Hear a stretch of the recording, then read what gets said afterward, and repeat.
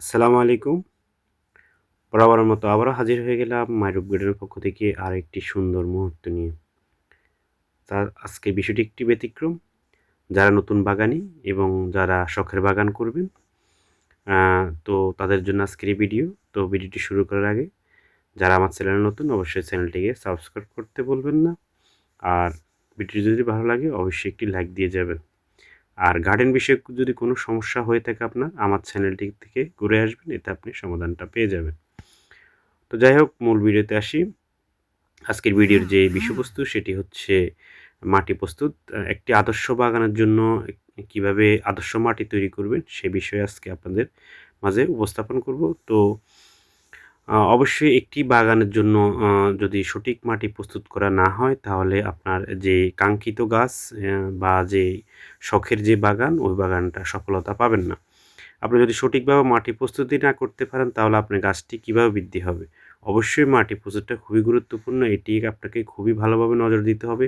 যদি সঠিকভাবে সঠিক নিয়মে যদি আপনি মাটি প্রস্তুত না করতে পারেন তাহলে আপনার সকল আয়োজনই বৃথা। তো অবশ্যই মাটি প্রস্তুতটা অত্যন্ত গুরুত্বপূর্ণ। তো এই যে দেখতে পাচ্ছেন আমার সামনে আমি এগুলা ১ বছরের পুরনো গোবর নিলাম, বালি নিলাম এবং সাধারণ গার্ডেন সয়েল নিলাম। তো এখন এগুলাকে আমি রৌদ্রে দিয়ে দিলাম। রৌদ্রে দেওয়ার পরবর্তী আসলে আমি এটা পরিচয় করিয়ে দিব। সেটা হচ্ছে আমি কি, কি নিয়েছি। এই যে দেখতে পাচ্ছেন আমি নিলাম লাল বালি, এটা সাদা বালি হলেও চলবে, কোনো সমস্যা নাই। আর সবচেয়ে গুরুত্বপূর্ণ বিষয় হচ্ছে জৈব সার। এটা ১ বছরের পুরনো গোবর, অবশ্যই ১ বছরের পুরনো গোবর হতে হবে, অথবা যদি না ভার্মি কম্পোস্ট আপনি কেঁচো সার। তো এটার সাথে আমি আরেকটা জিনিস আমার হাতে নেই, এইজন্য আমি যোগ করলাম না, সেটা হচ্ছে কোকোপিট। এই কোকোপিটটা অবশ্যই আপনি যোগ করবেন। এটা মাটির আর্দ্রতা রক্ষা করে এবং শিকড় গজানোর জন্য এবং শিকড় ডেভেলপ করতে খুবই সাহায্য করে। তো আমি আর এখন যেটা আমি দিব এটা আমার জৈব সার গেল। এখন রাসায়নিক সারের বিষয়ে আসেন। এই যে রাসায়নিক সার কি, কি নিলাম? এখানে নিলাম আমি লাল potash, urea, TSP, magnesium sulphate, Epsom salt এবং নিলাম হিউমিক অ্যাসিড। তারপর আপনি এটার সাথে আরও কিছু যোগ করতে পারেন, সেটা হচ্ছে এটার সাথে আপনি নিম খোল দিতে পারেন বা নিমের পাউডার দিতে পারেন। আরও দিতে পারেন শিংকুচি, হাড়ের গুঁড়া, ডিম পাউডার। তো এগুলা সবগুলো আসলে দেওয়া লাগবে এমনও না, আপনার হাতের কাছে যেটা থাকে অবশ্যই সেটা দিবেন। তো অবশ্যই যেটা আপনি একবারে মাস্ট দিবেন সেটা হচ্ছে টিএসপি, লাল potash, urea, magnesium sulphate, gypsum এবং হিউমিক অ্যাসিড।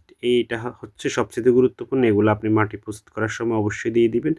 যেহেতু ১-১.৫ মাস আমি এটা বস্তাবন্দি করে রেখে দিব, সেহেতু এটার বিক্রিয়া চলে যাবে। তো অবশ্যই রাসায়নিক সারটা সঠিকভাবে দেওয়ার চেষ্টা করবেন। তো এটার পরিমাপটা আসলে যেটা দিবেন, পরিমাপটা আসলে আমি এখান থেকে নিয়েছি।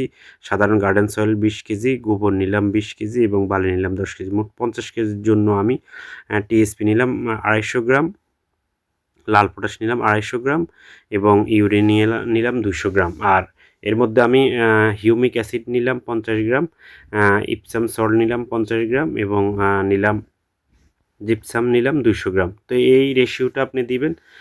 তো এটার সাথে আপনি পরবর্তীতে যখন গাছে প্রয়োগ করবেন তখন এটার সাথে আপনি আরও কিছু অ্যাড করতে পারেন। যেমন জৈব সার আরও কিছু অ্যাড করতে পারেন। জৈব সার যদি কম হয়ে থাকে তাতে কোনো সমস্যা নেই। তবে এই মাটিটা যখন প্রস্তুত করবেন তখন মাটিটা কী কাজে ব্যবহার করা যাবে? এই মাটিটা আপনি গাছ রিপোর্ট করার জন্য ব্যবহার করতে পারেন, গাছ প্রতিস্থাপন করার জন্য যারা নতুন গাছ লাগাবেন তাদের জন্য ওইটা খুবই কার্যকরী এবং যারা গাছের বাড়তি খাদ্য দিবেন ওই গাছের মধ্যেও এটা প্রয়োগ করা যায়। তো ১-১.৫ মাস আমি বস্তাবন্দি করে নেওয়ার পরে এই যে দেখতে পাচ্ছেন রৌদ্রে শুকিয়ে, এটা প্রায় আমার ১.৫ মাস পরের ভিডিও। তো এই যে দেখতে পাচ্ছেন এটা ১.৫ মাস পরবর্তী সময়। তো এটা আমি এখন রৌদ্রে শুকিয়ে গাছে প্রয়োগ করব। এটা খুবই একটি কার্যকরী এবং খুবই বাগান উপযোগী একটি মাটি। তো এই মাটি যদি প্রস্তুত আপনি না করে থাকেন তাহলে যদি যেন তেন একটা মাটি তৈরি করেন তাহলে আপনার গাছ বৃদ্ধি পাবে না, শিকড়ে পচন লাগবে এবং গাছের নানান সমস্যায় গাছটিও মারা যেতে পারে। তো অবশ্যই এই বিষয়টি খেয়াল করবেন। যেহেতু আপনার একটি শখের বাগান করবেন সেহেতু মাটি প্রস্তুতটা অত্যন্ত গুরুত্বপূর্ণ। তো বন্ধুরা অবশ্যই বুঝতে পেরেছেন। আজ এ পর্যন্ত। আল্লাহ হাফেজ।